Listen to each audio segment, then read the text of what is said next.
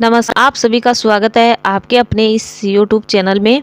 आज हम पढ़ते हैं मलिक मोहम्मद जायसी। हम पढ़ रहे हैं प्रेम काव्य प्रेमाश्रयी भक्ति की प्रवृत्तियाँ, जिसमें हमने प्रवृत्तियाँ हैं विशेषताएं वो पढ़ ली।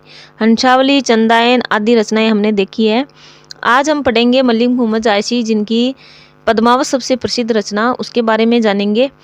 तो पढ़ते हैं। इनका जन्म, जायसी का जन्म है वो 1492 ईस्वी और मृत्यु इनकी 1592 ईस्वी, यानी इनका जीवन काल है वो 1492 से लेकर 1592 ईस्वी माना जाता है।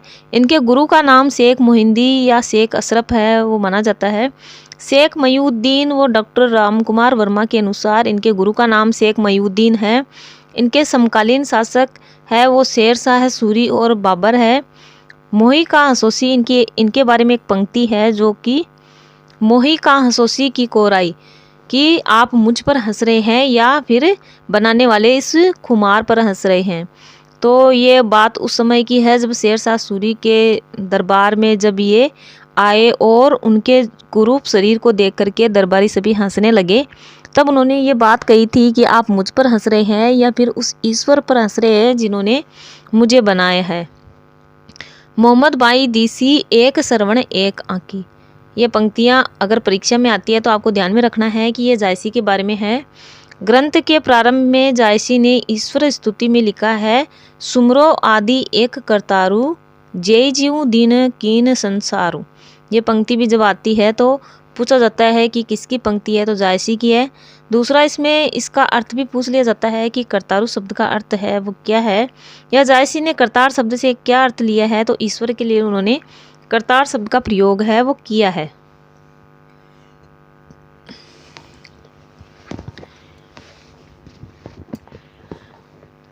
अगला है अखरावट, यानी इनकी एक रचना मानी जाती है अखरावट। अखरावट है वो इस रचना में, यानी आप इस शब्द को देखिए अखरावट, अक्कर, अक्कर मानी अक्षर। तो इस रचना में वर्णमाला के प्रत्येक अक्षर को लेकर सूफी मत के सिद्धांतों का वर्णन किया गया है, यानी प्रत्येक अक्षर को लेकर के सूफी मत के सिद्धांतों के बारे में इसमें बताया गया है। तो आप अखरावट के बारे में ध्यान में रखें कि इसमें प्रत्येक अक्षर है और उसमें सूफी मत के सिद्धांत है वो उनका वर्णन किया गया है और चौपाई छंद का इसमें प्रयोग है। अगली जो रचना है इनकी आखिरी कलाम, इसमें साये वक्त है वो बाबर है। ध्यान में रखना जो पद्मावत है उसमें शेर शाह सूरी है। साये वक्त यानी दो के समय इनकी जो रचनाएं हैं वो मानी जाती है, एक तो शेर शाह सूरी और बाबर। जो बाबर के समय इनकी रचना है, तो पूछा जा सकता है कि बाबर के समय की रचना कौन सी है, तो वो आखिरी कलाम है, और शेर शाह सूरी के समय की है तो वो पद्मावत है। तो इस प्रकार साये वक्त कौन है, बाबर है। रोजे के दिन का वर्णन इसमें किया गया है, यानी पूछा जा सकता है कि आखिरी कलाम में किसका वर्णन किया गया है, तो रोजे के दिन का वर्णन किया गया है, यानी कयामत के दिन का वर्णन किया गया है। जायस नामक स्थान से संबंधित होने के कारण इनका नाम जायसी पड़ा। अब इनकी जो रचनाएं हैं वो दो तरीके की मिलती है, एक प्रमाणिक रचनाएं, दूसरी अप्रमाणिक रचनाएं। प्रमाणिक रचनाओं में इनकी 3 रचनाएं हैं वो मिलती है। एक आखिरी कलाम मानी जाती है, आखिरी कलाम, अखरावट और पद्मावत को इनकी प्रमाणिक रचनाएं माना जाता है। और अप्रमाणिक रचनाओं में कहरनामा, मसलनामा और कानावत चित्ररेखा। चित्ररेखा है वो डॉक्टर रामकुमार वर्मा के अनुसार जायसी की रचना मानी जाती है। डॉक्टर रामकुमार वर्मा का एक कथन जो चित्रावली के बारे में है कि चित्रावली पर पद्मावती की छाया वो मानते हैं। उनका कहना है कि जो चित्रावली है उस पर पद्मावत की छाया है, यानी पद्मावत के आधार पर चित्रावली लिखी गई है। अब जो जायसी की है प्रसिद्ध रचना पद्मावत, उसके बारे में देखते हैं। इसका रचनाकाल, पद्मावत का रचनाकाल है 1540 ईस्वी। आचार्य रामचंद्र शुक्ल ने हिंदी साहित्य का प्रथम बड़ा महाकाव्य है वो पद्मावत को माना है, यानी पूछा जा सकता है कि शुक्ल जी के अनुसार हिंदी साहित्य का प्रथम बड़ा महाकाव्य कौन सा है, तो वो पद्मावत है। 57 खंडों में यह लिखा गया है, यानी यह खंडबद्ध रचना है। सूफी काव्य परंपरा का प्रौढ़तम काव्य है, इसको माना जाता है। चित्तौड़ के राजा रत्नसेन और सिंगलदीप की राजकुमारी पद्मावती के प्रेम विवाह और विवाहेतर जीवन का मार्मिक चित्रण इसमें किया गया है।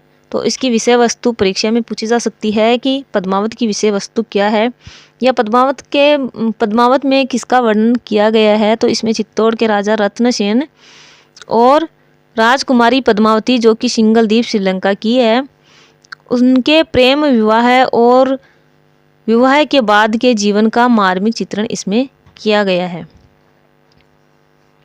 इसमें कथा वस्तु दो भागों में मिलती है, एक पूर्वार्ध भाग इसका और दूसरा है उत्तरार्ध भाग। पूर्वार्ध भाग में रत्नसेन और पद्मावती के विवाह की कथा मिलती है। विवाह तक की कथा है वो पूर्वार्ध भाग में आती है और उत्तरार्ध भाग में विवाहेतर यानी विवाह के बाद के जीवन की कथा मिलती है।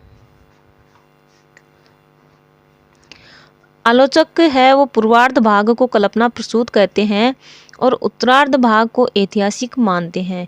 यानी उनका कहना है कि जो विवाह के पहले का जो भाग लिखा गया है उसमें कोरी कल्पना है, जो उत्तरार्ध भाग है उसमें ऐतिहासिकता है, उसमें ऐतिहासिक घटनाओं का उल्लेख है। जबकि इसका जो पहले का भाग है उसमें कल्पना है। डॉक्टर हरिदेव बाहरी जो रचित रचना है प्राकृत साहित्य का इतिहास, उसके अनुसार इस रचना का मूल स्रोत प्राकृत में रचित रत्नशेखर कथा को माना गया है।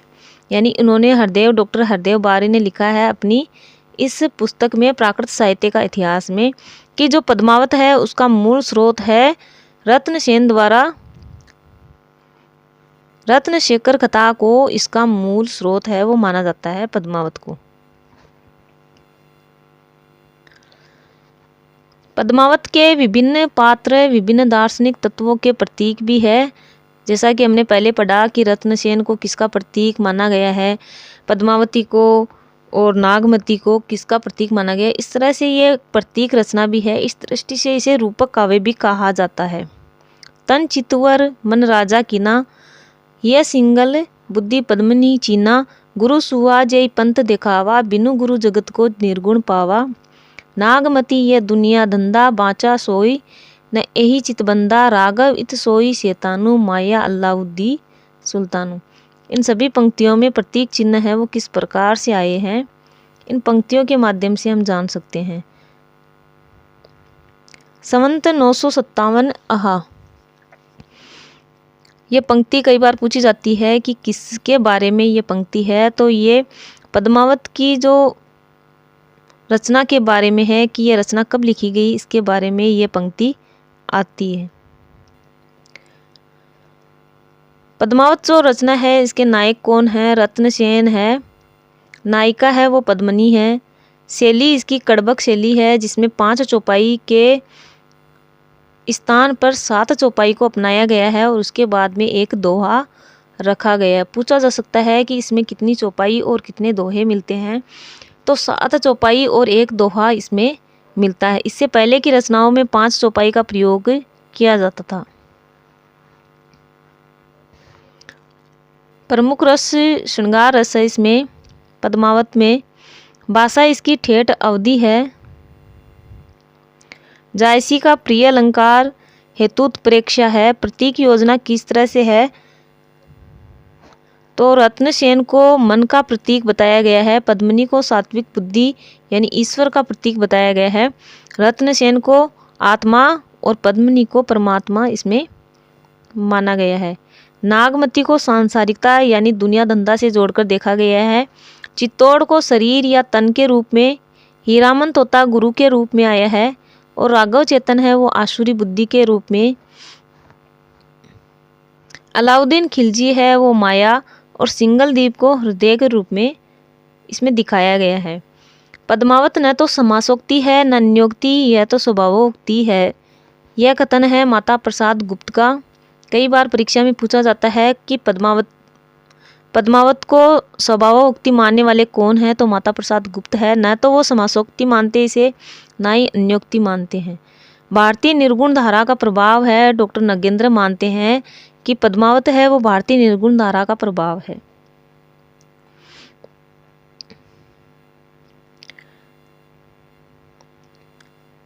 शुद्ध एकांतिक और आध्यात्मिक प्रेम है इसमें देखने को मिलता है। यह शुक्ल जी का कथन है।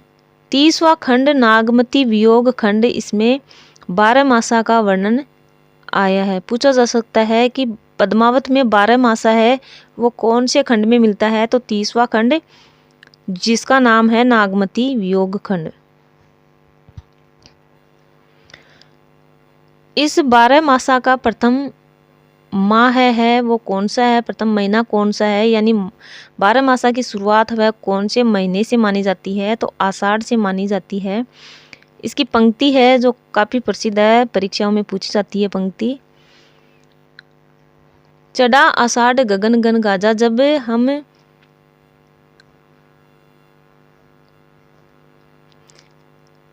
चढ़ा आषाढ़ गगन गन गाजा, यानी आषाढ़ माह से 12 मासा की शुरुआत है वो मानी जाती है। बिसल देव रासों में नरपति नाला ने 12 मासा वर्णन में प्रथम माह है वो कार्तिक से माना है। जब हम बिसल देव रासों पढ़ रहे थे तब भी हमने देखा था कि बिसल देव में 12 मासा की शुरुआत है वो कार्तिक मास से, जबकि पद्मावत में 12 मासा की शुरुआत है वो आषाढ़ माह से मानी जाती है। आप इन दोनों को विशेष रूप से अंतर स्पष्ट करते हुए ध्यान में रखें कि दोनों में अंतर क्या है, दोनों में किस माह से 12 मासा का वर्णन है वो मिलता है।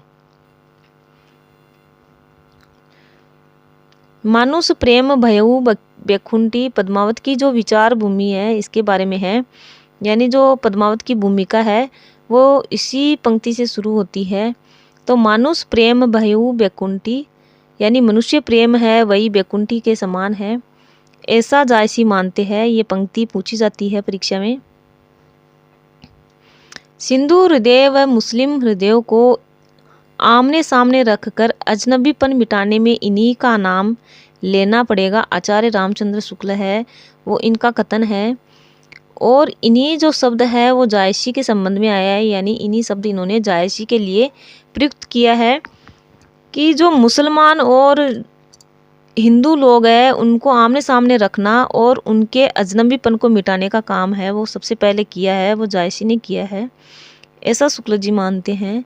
नागमती का विरह हिंदी साहित्य की अद्वितीय निधि है, ये रामचंद्र शुक्ल कहते हैं। प्रश्न आता है कि अद्वितीय निधि जो नागमती का विरह है उसको अद्वितीय निधि कौन मानते हैं, तो आचार्य रामचंद्र शुक्ल मानते हैं। विजय देव नारायण साई पद्मावत को कुजात सूपी की रचना मानते हैं, यानी उनका मानना है कि कुजात सूपी है। ये कुजात सूपी यानी लौकिक प्रेम, इसमें कोई पारलौकिक प्रेम नहीं है बल्कि इसमें केवल लौकिक प्रेम के बारे में ही बताया गया है, ऐसा विजय देव नारायण साई मानते हैं। पहले कवि है और बाद में सूपी है, यानी इनका कहना है कि पहले ये कवि है सूपी बाद में है। पद्मावत को अवधि का अर्गान बच्चन सिंह ने कहा है, यानी बच्चन सिंह क्या कहते हैं पद्मावत को, तो ये कहते हैं कि अवधि का अर्गान है, अर्गान मानी सुगंध, कि अवधि भाषा की सुगंध है वो इसमें मिलती है पद्मावत में। आचार्य शुक्ल ने पद्मावत की प्रतीक योजना के बारे में कहा है कि फेरबदल करके राजा रत्नसेन को आत्मा का व पद्मावती को परमात्मा का प्रतीक उन्होंने माना है। यानी आचार्य शुक्ल का कहना है कि पद्मावत में जो प्रतीक योजना है वो फेरबदल कर दी गई है। आचार्य शुक्ल ने इस रचना को समासोक्ति कहकर पुकारा है, ये हमने पहले भी देखा कि आचार्य शुक्ल इसे समासोक्ति कहते हैं। पद्मावत संजीवनी नाम से जो पद्मावत पर टीका है वो वासुदेव शरण अग्रवाल ने लिखी है। पूछा जाता है कि पद्मावत पर टीका किसने लिखी, तो वासुदेव शरण अग्रवाल ने लिखी है। किस नाम से लिखी है, तो पद्मावत संजीवनी नाम से, जिसको साहित्य अकादमी पुरस्कार भी मिल चुका है। जायसी को इसमें उन्होंने क्या कहा है, तो पृथ्वी पुत्र कहकर पुकारा है। सिंधु हृदय और मुसलमान हृदय को आमने सामने रखकर अजनबीपन मिटाने में इन्हीं सूफियों का नाम लिया जाएगा। ये हमने अभी पीछे देखा कि आचार्य रामचंद्र शुक्ल का ये कथन है, और यह कथन उन्होंने सूफी से यहाँ पर यानी इन्हीं शब्द है वो जायसी के लिए प्रयुक्त किया है। पद्मावत एक महाकाव्यात्मक त्रासदी है, त्रासदी मानी ट्रेजेडी। ये किसने कहा है, तो विजय देव नारायण साई ने।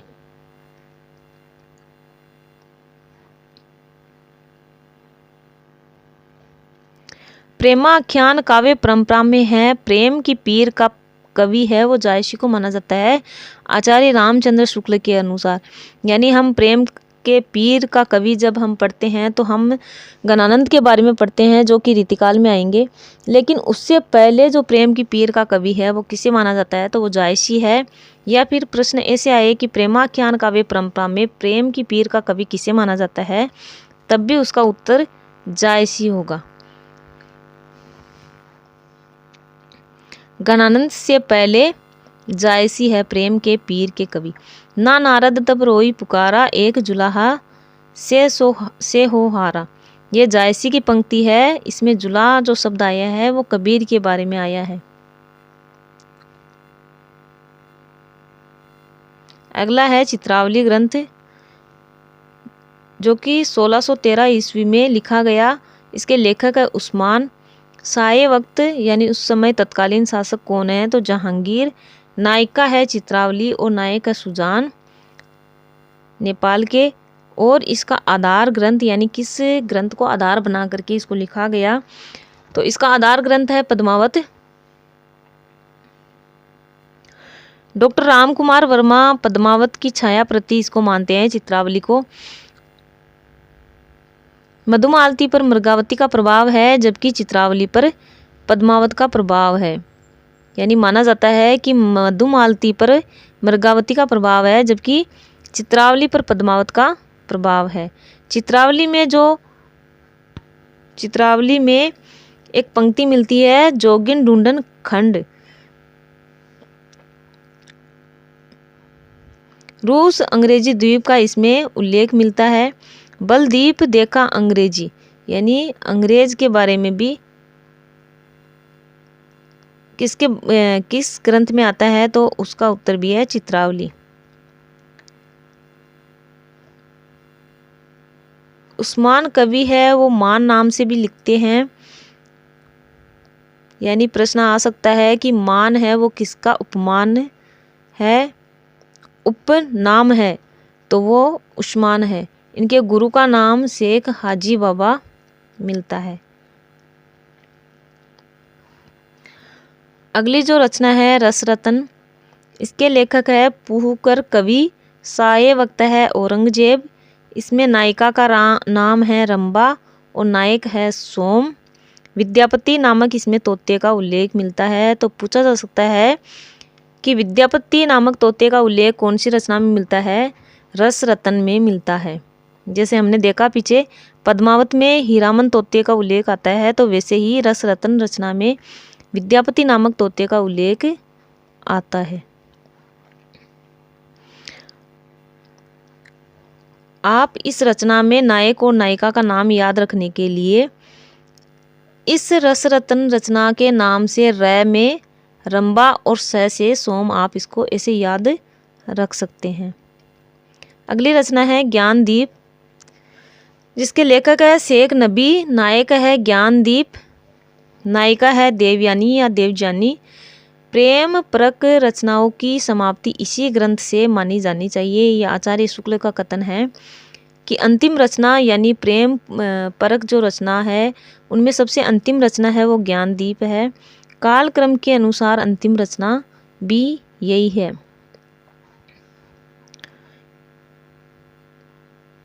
अगली है चिताई वार्ता जिसके लेखक है नारायण दास। नायक है जिसके ढोल और नायिका है चिताई। नायक है वो समुद्रगढ़ का राजकुमार, इसकी भाषा राजस्थानी।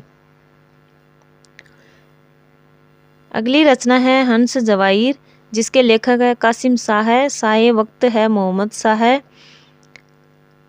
जवाहिर है वो नायिका है इसमें चीन की राजकुमारी आलम शाह की पुत्री। हंस है वो बलक है। आचार्य शुक्ल ने हंस जवाहिर को निम्न कोटि की रचना माना है।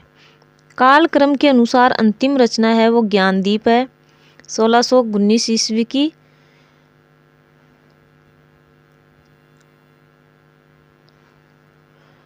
और प्रेमाख्यान यानी सूफी परंपरा की अंतिम रचना है वो अनुराग बांसुरी है नूर मोहम्मद की।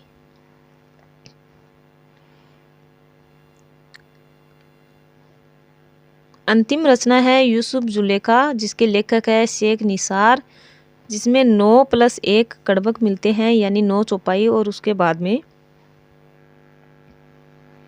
एक दोहा है। कुरान के 12वें सूरे पर यह आधारित है। पूछा जाता है कि यूसुफ जुलेखा है वो कुरान के कौन से सूरे पर आधारित है, तो 12वें सूरे पर आधारित है। सूफी संतों में एक महिला सूफी संत का नाम भी मिलता है, राबियास या राबिया, जिसका नाम है।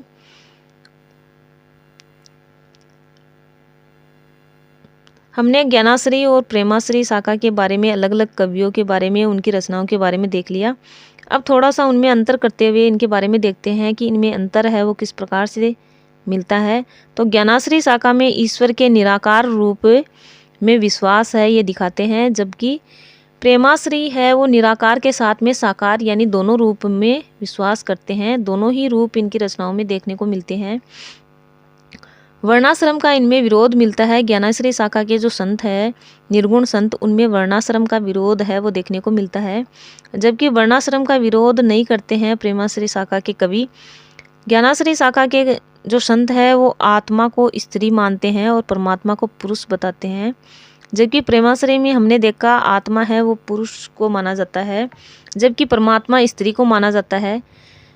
ज्ञानाश्री शाखा में प्राकृतिक चित्रण नहीं मिलता और शांत रस और श्रृंगार रस में रचनाएं हैं वो मिलती है, जबकि प्रेमाश्री शाखा में प्राकृतिक चित्रण की बहुलता देखने को मिलती है और शांत रस, श्रृंगार रस और साथ में वीर रस भी देखने को मिलता है। इस प्रकार से दोनों में अंतर स्पष्ट करते हुए अगर हम देखते हैं तो इनकी विशेषताओं के बारे में अच्छी तरीके से जान सकते हैं और इनको याद रखने में आसानी होती है। अब इनको एक साथ थोड़ा देखते हैं कि कालक्रम की दृष्टि से अंतिम रचना है सूफी कवि है वो कौन है, शेख नबी है, और इनकी रचना ज्ञानदीप है जो अंतिम रचना है कालक्रम की दृष्टि से। और सूफी परंपरा की दृष्टि से अंतिम कवि है वो शेख निसार है और रचना है वो यूसुफ जुलेखा है। और सूफी परंपरा की दृष्टि से अगर अंतिम बड़ा कवि अगर हम माने तो वो नूर मोहम्मद है और अंतिम बड़ी रचना है वो अनुराग बांसुरी है। यानी परंपरा है, जो परंपरा है वो कहाँ पर ख़त्म होती है, तो वो शेख निसार की यूसुफ जुलेखा पर ख़त्म होती है, जबकि अंतिम बड़ी जो रचना है सूफी परंपरा की वो अनुराग बांसुरी है और अंतिम बड़े कवि नूर मोहम्मद है।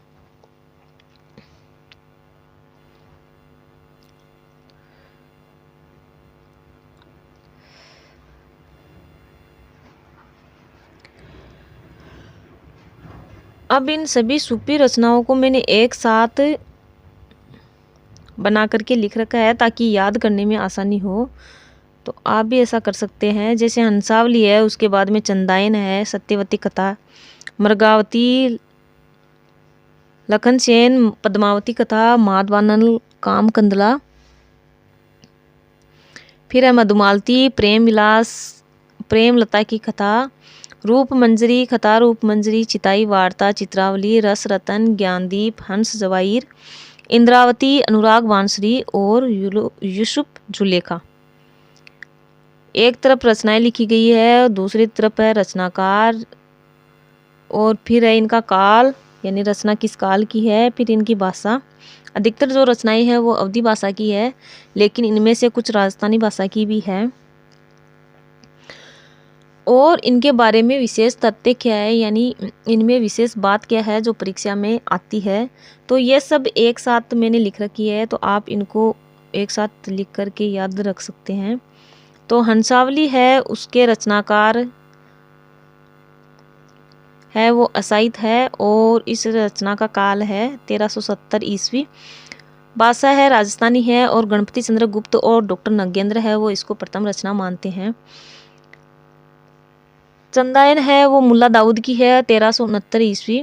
इसकी भाषा अवधि है, डॉक्टर राम कुमार वर्मा इसको प्रथम सूफी रचना मानते हैं और सर्वमान्य रूप से भी चंदायन ही प्रथम रचना है। सत्यवती कथा है, ईश्वर दास इसके रचनाकार है, 1501 ईस्वी की रचना है, अवधी भाषा में लिखी गई है। हजारी प्रसाद द्विवेदी इसको प्रथम रचना मानते हैं और इसके प्रारंभ में व्यास जन्मेजय की कथा का उल्लेख मिलता है। पूछा जा सकता है कि किस रचना की कथा में प्रारंभ में व्यास जन्मेजय की कथा का उल्लेख है, तो वो सत्यवती कथा है। इसके नायक है वो ऋतुपर्ण है, इसके बारे में भी पूछा जाता है। अगली है मृगावती, जिसके रचनाकार कुतुबन है। इसका काल है 1503 ईस्वी, इसकी भाषा भी अवधी है। आचार्य रामचंद्र शुक्ल है वो इसको प्रथम रचना मानते हैं। मृगावती के जो रचनाकार है कुतुबन, इनके गुरु के बारे में भी पूछा जाता है। तो इनके गुरु का नाम शेख बुरहान है। और साए वक्त कौन है, तो जौनपुर के हुसैन शाह है, साए वक्त है। अगली जो रचना है लखन सेन पद्मावती कथा, जिसके रचनाकार है दामोदर कवि, 1459 ईस्वी की रचना है। राजस्थानी भाषा में लिखी गई है। नायक है लक्ष्मण सेन और नायिका है पद्मावती। स्वयं कवि ने इसे वीर कहानी कहा है। तो पूछा जाता है परीक्षा में प्रश्न कि कौन सी रचना को है स्वयं कवि ने वीर कहानी कहा है, तो वो लखन सेन पद्मावती कथा है। अगली है माधवानल कामकंदला, जिसके रचनाकार है गणपति, 1527 ईस्वी की रचना है। ये भी राजस्थानी भाषा की है। इसके नायक है माधव और नायिका है कामकंदला, जो कि हमें रचना में भी इनके नाम है देखने को मिलते हैं। अगली है मधुमालती, जिसके रचनाकार है मंजन। समय है इसका 1545 ईस्वी, अवधी भाषा की रचना है। नायक है मनोहर, जिसके बारे में हमने पहले पढ़ा, जो कि एक पत्नीनिष्ठ नायक है। अगली रचना है प्रेम विलास प्रेमलता की कथा, जिसके रचनाकार है श्रावक जटमल, 1556 ईस्वी की रचना है। इसकी भाषा अवधी है।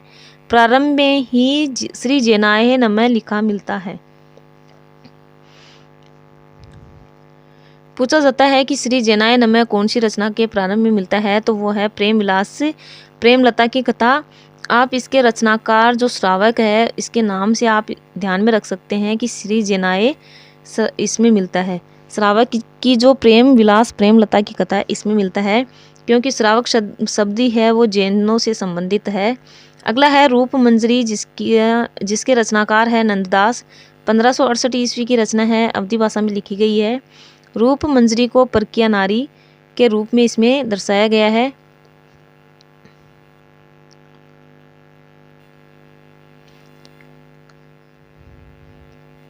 अगली रचना है कथा रूप मंजरी, जिनके रचनाकार है ज्ञान या जान कवि।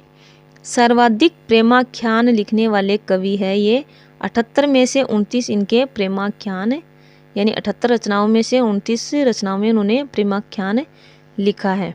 तो प्रश्न आ सकता है कि सर्वाधिक प्रेमाख्यान लिखने वाले कवि कौन है, तो वो है जान कवि। इनकी रचना कौन सी है, कथा रूप मंजरी। और इन्होंने कितने प्रेमाख्यान लिखे हैं, तो 29 प्रेमाख्यान लिखे हैं। अगली रचना है चिताई वार्ता, जिसके रचनाकार है नारायण दास, 1590 ईस्वी, ये राजस्थानी भाषा में है। अगली है चित्रावली, जिसके रचनाकार है उस्मान, 1613 ईस्वी। नायक है इसमें सुजान, नेपाल के कड़बक रचना है। और अंग्रेजी द्वीप का इसमें उल्लेख है। 7+1 इसमें 7 चौपाई और 1 दोहे का इसमें इस्तेमाल किया गया है। साए वक्त इसमें जहांगीर है। फिर है रसरतन, जो कि पूहकुर की है, 1618 ईस्वी। ज्ञानदीप शेख नबी की है, 1619 ईस्वी, जिसमें वेदों की प्रशंसा की गई है। हंस जवाहिर कासिम शाह की 1736 ईस्वी की। इंद्रावती नूर मोहम्मद की 2 रचनाएं हैं, एक इंद्रावती और एक अनुराग बांसुरी। जो इंद्रावती है वो 1744 ईस्वी की, अनुराग बांसुरी है 1764 ईस्वी की। यूसुफ जुलेखा है शेख निसार की, 1790 ईस्वी, जो कि कुरान के 12वें सूर्य पर आधारित है।